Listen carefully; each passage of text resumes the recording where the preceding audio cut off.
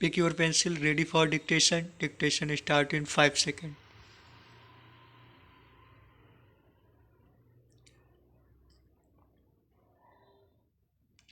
गत दिवस ही देश ने 76वां गणतंत्र दिवस मनाया। भारतीय गणतांत्रिक संवैधानिक व्यवस्था में संसद सर्वोच्च जनप्रतिनिधि विधायी संस्था है। संसद पर सरकार को जवाबदेह बनाने की जिम्मेदारी है, लेकिन काफ़ी समय से संसद की गरिमा महिमा पर आँच आ रही है। संसद के पास तमाम काम हैं। संसद का बहुत सारा काम समितियां करती हैं। माना जाता है कि संसदीय समितियों में राजनीतिक दलबंदी नहीं होती। ऐसे में गहन अध्ययन और विवेचन के अवसर होते हैं, लेकिन वास्तव में ऐसा नहीं है। अब संसदीय समितियों में भी लोकसभा और राज्यसभा जैसे हंगामे हो रहे हैं।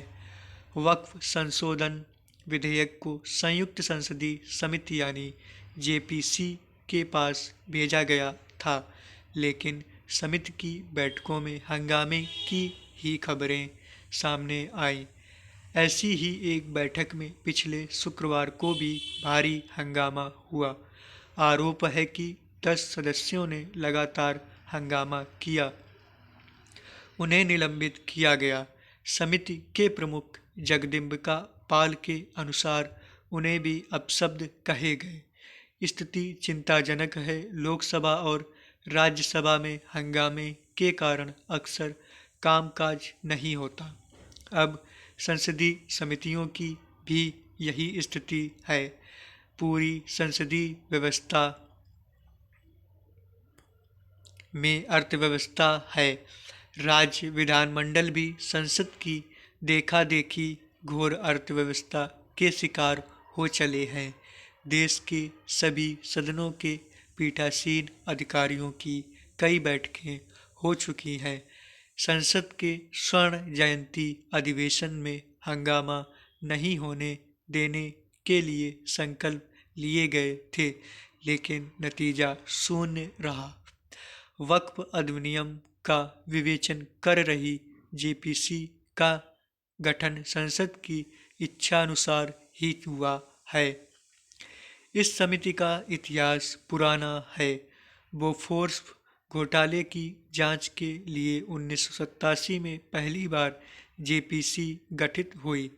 हर्षद मेहता प्रतिभूति घोटाले की जांच के लिए 1992 में दूसरी बार जेपीसी का गठन हुआ। प्रतिभूति और बैंकिंग लेन देन में जेपीसी ने जांच की। शीतल पेय कीटनाशक मुद्दे पर भी जेपीसी का गठन हुआ था।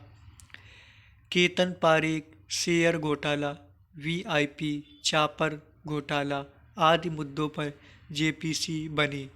महत्वपूर्ण मामलों में जेपीसी की मांग होती थी, लेकिन पिछले कई वर्षों से समितियों की बैठकों में भी अराजकता बढ़ी है। वक्फ संशोधन विधेयक काफ़ी महत्वपूर्ण है। वक्फ कानून वक्फ बोर्ड को उत्पीड़क अधिकार देता है। इस कानून के अंतर्गत पीड़ित लोगों की सुनवाई की व्यवस्था नहीं है। स्पष्ट है कि कानून में संशोधन देश की खास जरूरत है। Thank you.